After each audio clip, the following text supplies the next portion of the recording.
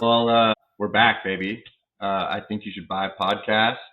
This is our first episode on Riverside. We're shooting virtually. Just drove up from AZ 2 weeks ago, and we both were up in Canada together last weekend, just having an absolute blast. Just doing Looney Tunes.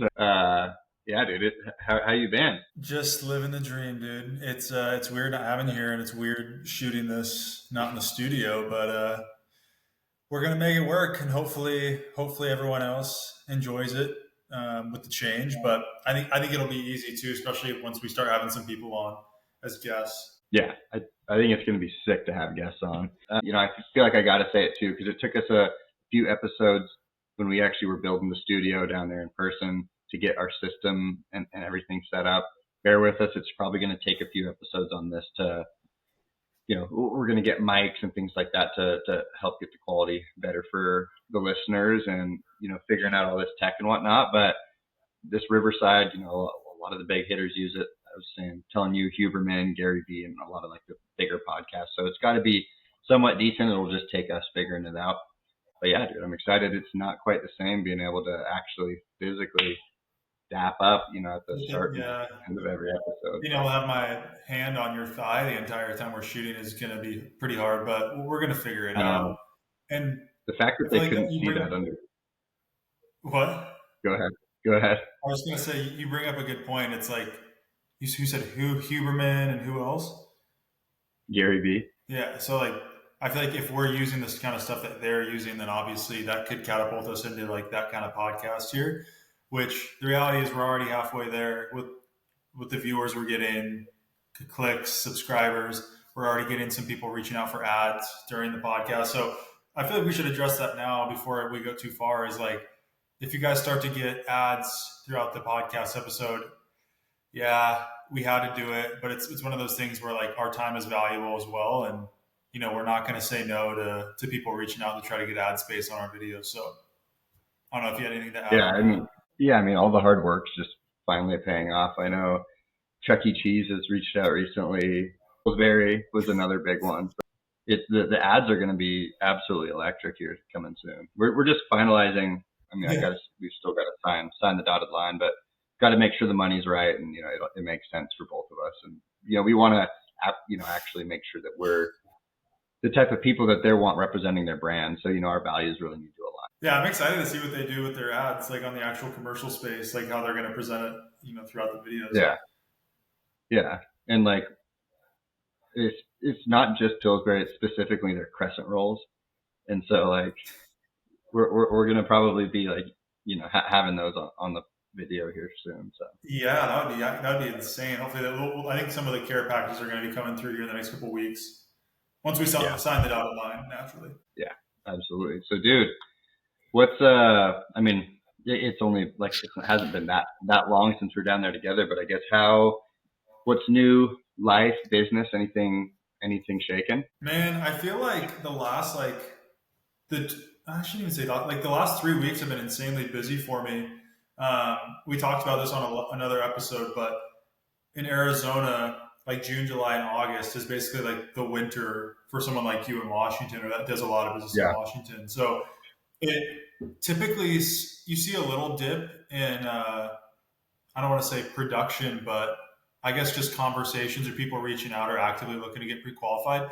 I actually haven't felt that this summer, which has been cool. I don't know if that's just me putting in more effort and working harder than maybe I did in the last couple of years. Maybe it's just actually more busy.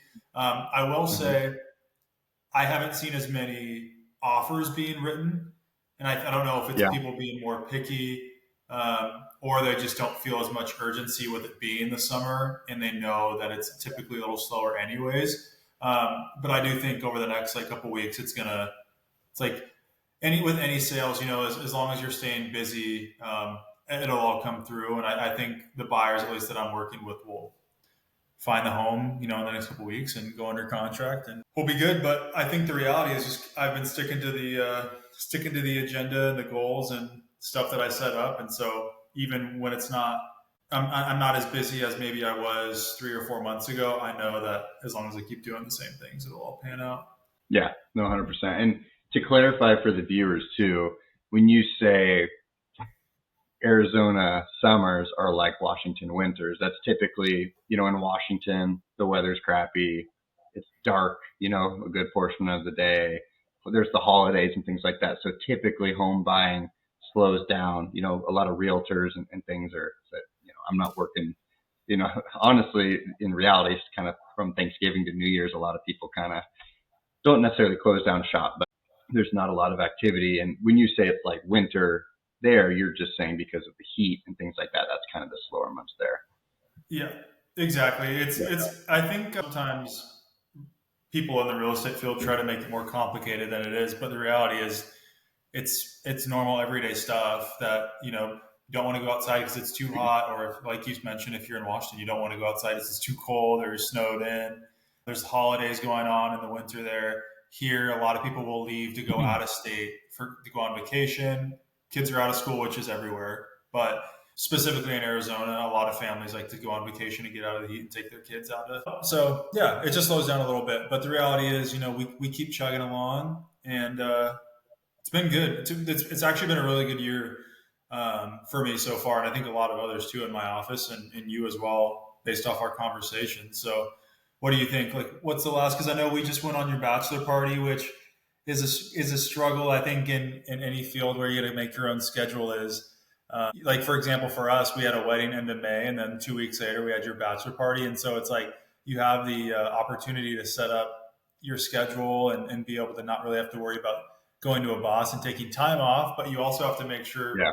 in the weeks building up to that, you're doing everything you need to make sure everything's set. So if people need you when you're gone, you can be in control, but also you're still doing the things you need to be doing to be successful too.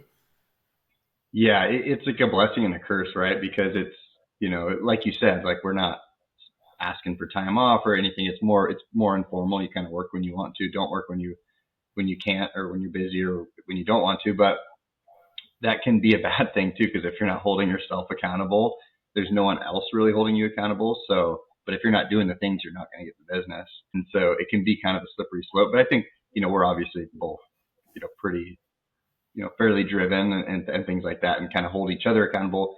And we both, even if we didn't have each other, I think we hold ourselves accountable too. So yeah, I mean, it's been hard, to be honest. I mean, in the last 2 weeks, I've been in 7 states and 2 countries, and a lot of driving and moving, and we're finally kind of got set up here in Coeur d'Alene, and we're going to be posted up here for the next month or so, at least for the wedding. And luckily, my in-laws have a big chunk of property on here in the lake, and it just so happens that completely by chance, your wife's family has a place right down the road to where we can literally walk to each other, and we Yeah, both it spend time just here in so the summer. happened.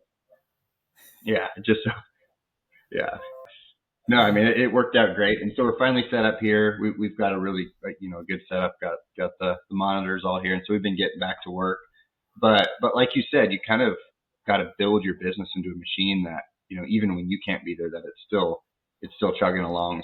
I know we're both pretty fortunate to have really good teams that we work for. I have a couple of production partners, Ryan and Megan. Ryan kind of handles all my pre-approvals, and Megan kind of handles all my contract to close stuff. When I'm gone, they're still, keeping the machine chugging along, and they do a fantastic job. I would not probably be in the business. I would have probably been burnt out by now if I didn't have them. And it's great because we all just get to focus on what we're good at. Ryan is a killer in Excel and crunching numbers and getting people pre-approved. Megan is a killer and just with her organization, just general knowledge of the business and handling all my contracts to make sure we're getting closed on time, or early. There's a lot of the cases lately we've been doing some pretty quick closes, which has been awesome. And then that allows me to focus on what I like to do, which is out having conversations, meeting people, meeting home buyers, and kind of making those connections and with referral partners, whether that be realtors or financial advisors or insurance people. That's why I got into the business is I want to, I'm not my personality. I can't be sitting crunching numbers all day and stuff like that. I can do it to a certain extent, but I want to be out, in more of the sales capacity of the business, which I don't even like to necessarily say sales, but it is a sales job, but just like to be out having those conversations. That's what I enjoy. That's why I got into the business. So, when we're on those trips and stuff like that, where we were kind of, logged off for a few days, having some fun and celebrating, it was nice because, I do have some contracts right now. I think I've got four under contract currently. And, they just keep moving along even without me there, which is fantastic. And then, yeah, man, what about you? I know you've got, you're pretty dialed in your systems as well. And you have a lot of really good people in your office as well that you work with. Like, I guess, how do you kind of set that up and make sure that you're staying accountable and that things are happening even when you can't be there? You just had a kid, so you had to be more involved with the family stuff for a while. I mean, pretty similar situations. Yeah, I think like the reality is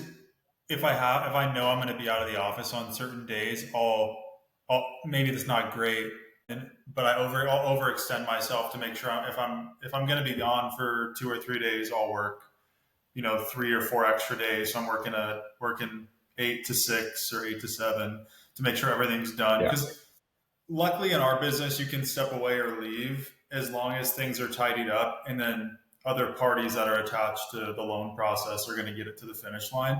So that helps a ton. But in our business, if you take 2 weeks off and don't do anything, you're just going to feel it in the next month or 2 months you're not going to make any money. So trying to figure out new strategic ways to still maybe do a task that I usually would do in front of my computer elsewhere, whether that's networking or sending out 20 texts while I'm in the car or on the airplane, or making an email that I can send out to my referral partners, or updates on estimates for pre-qualified buyers' payments that I'm going to be able to blast out in an hour while I'm waiting for an Uber ride. So things like that. And we can get strategic or we can always come up with new ways to stay in front of our clients. But that's what I've been able to do.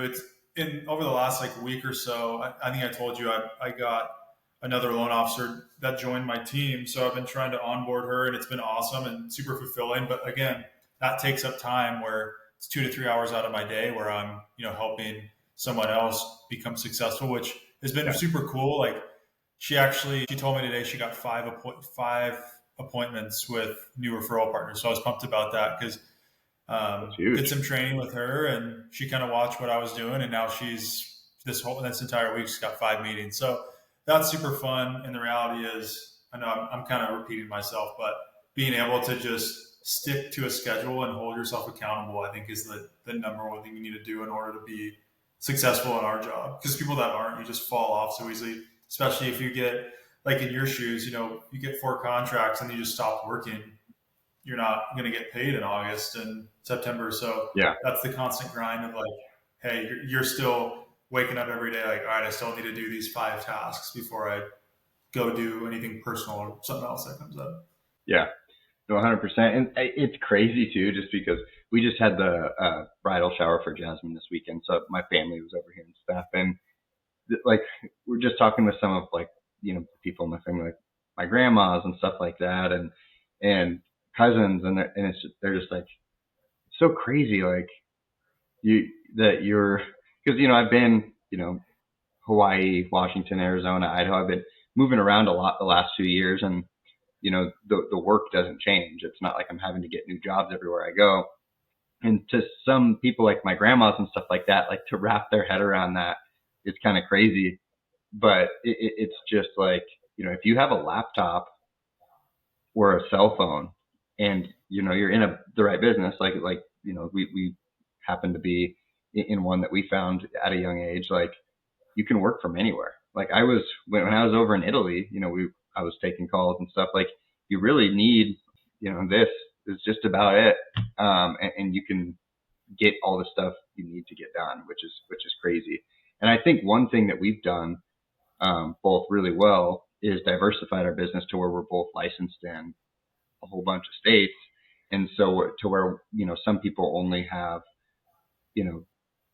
the options to work, and do business in where they're physically located. That's not the case for us. So in markets like this, when it's a little bit slower and there's not enough, not as much of the slices of the pie to go around, and people are exiting the business and stuff like that during these down markets. I think that that's, one of the reasons why we're, sticking around and stuff like that is because we did kind of hedge ourselves in that aspect. Like we talked a few episodes ago, the 3 contracts I had, none of them were in the state that I was in. So Yeah. it's, I think that's a pretty cool thing. And I know you do that as well and do business all over. Yeah, 100%. I mean, you hit the nail on the head. I wanted to ask you, only because of the fact you got 18 days. Are you ready? I mean, you're going to be a married man here in less than 3 weeks now. I know, dude. It's like I was looking at in my planner because that's like one of the lifelines of my business, and I was like flipped over 2 pages, and I was like, I saw it on the calendar. I was like, holy cow, it's literally like 2 weeks away. It's nuts. But yeah, dude, I'm ready. I definitely still need to do some things. Need to get the vows dialed in, and some of the logistics there. But dude, I'm ready. I'm Logistics super. there on the vows. Yeah, well, that as well as some other things. I had to go get my ring resized today. I had to send it back to LA to have them resize it because it was just like way too Dude, you loose. got your ring from LA. I mean, you're just going full bougie on us. Dude, well, yeah, thanks to your wife. I She was just had to my say that my yeah, dude. She was my worst nightmare when I was a couple of years ago when I was shopping for the engagement ring. Of course, Jasmine talks to her and she's this is our jeweler in LA. And I'm like, yeah, thanks, Bree. Now I have to, make that happen. But it all worked out. Yeah, dude, it's some last things still need to fall into place, but overall we're both just super excited. It's having some people over here for the bridal shower this week was sweet, and it's just going to be that times like 20. I mean, there's we both have huge families, and so it's going to be a big event, and I'm just excited to have all those people in one spot and ripping up the dance floor and all that, as you know. So yeah, dude, I'm super excited. Coeur d'Alene is just it doesn't even look real. So the fact that you're getting married there is going to be pretty sweet, and the weather, I'm sure, is going to be pristine as well. Knock on wood. So yeah, it'll be a good weekend. I'm super pumped for it. And I mean, we just had a great bachelor party in Whistler, which I had never been in that area. I don't think ever. My parents took me and my brother to Canada when we were like maybe 5, but I don't remember ever going there into Canada aside from that. So that was sweet. Yeah, dude, that was a blast, and it was so cool to have my brothers there too. Like they're a bit younger. They're like 10 years younger roughly than me, 8 and 10 years, I think. And so getting them mixed in with the boys was good for them. They were just living their best life, and it was dude, it was a blast. Yeah. So, I know you got to get your vows. You got to get your vows nailed in, dude. I mean, you got a short amount of time, and I'm actually getting this speech finished up, so it's going to be absolutely dialed by the time the day comes. Yeah, dude, I want to go over that with you. I want to see what you got cooked up here. Let's actually do it right here live. Yeah, I was going to say I don't know if I can do that yet. That being said, dude, we're at like 20 minutes. You want to jump into the buys and sells? Yeah, you start. I'll let you go first. I feel like you always have some good ones. Dude, I got one, and you're gonna love this one because this is gonna hit home for both of us. Sell of the week is the credit bureaus selling people's info. Dude, twice in the last week.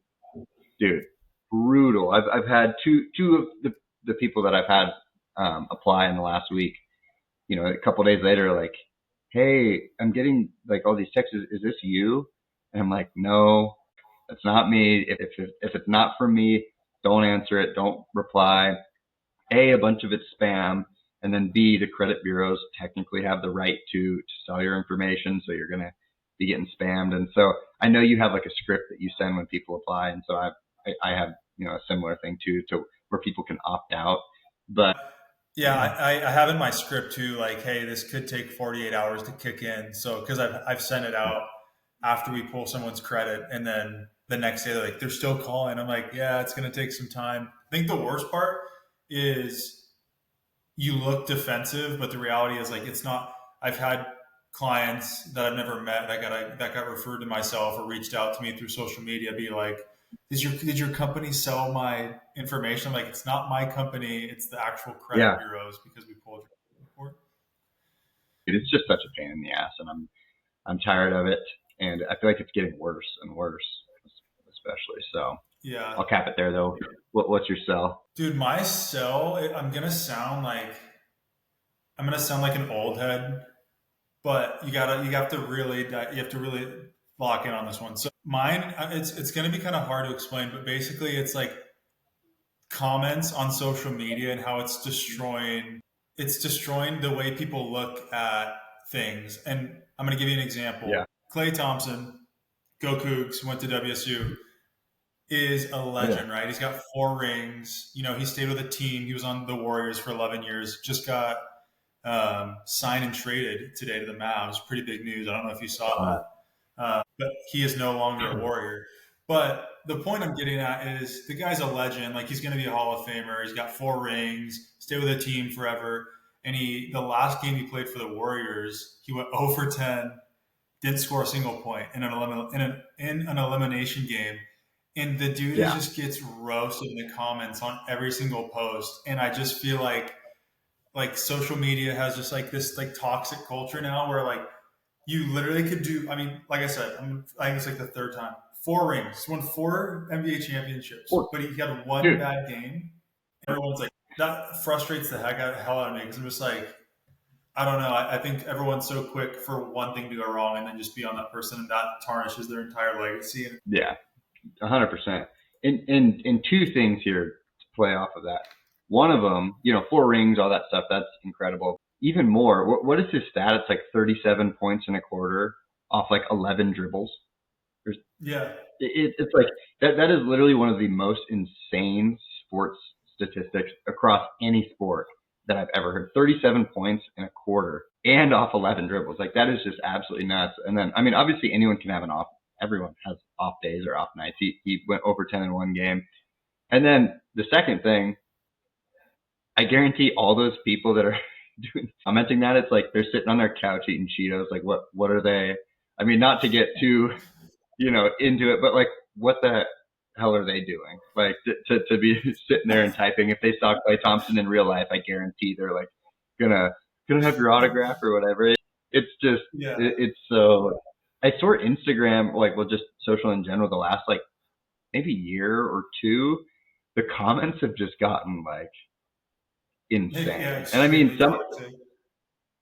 yeah, I will say sometimes like they are hilarious.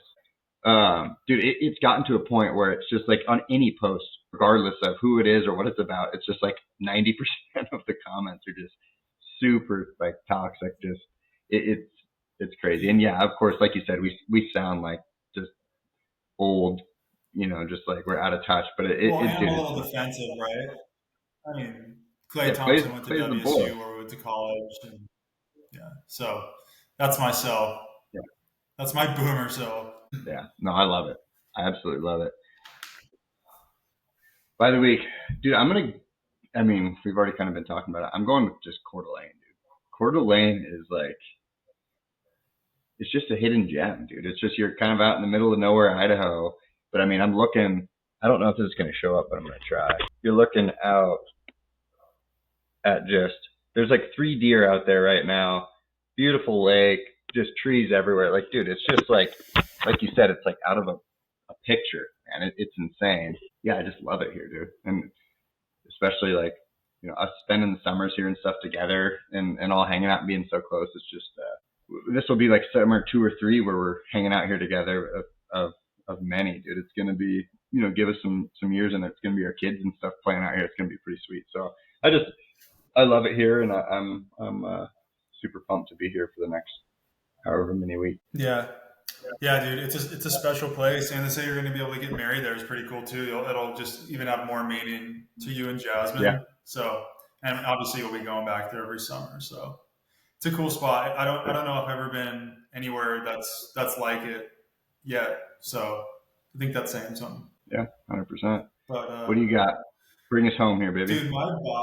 dude, I feel like both my buy and sell this week are like very specific, but I think you can agree with this. Is my buy is like the build up to a vacation or like a weekend with like your boys or like your girl, your family.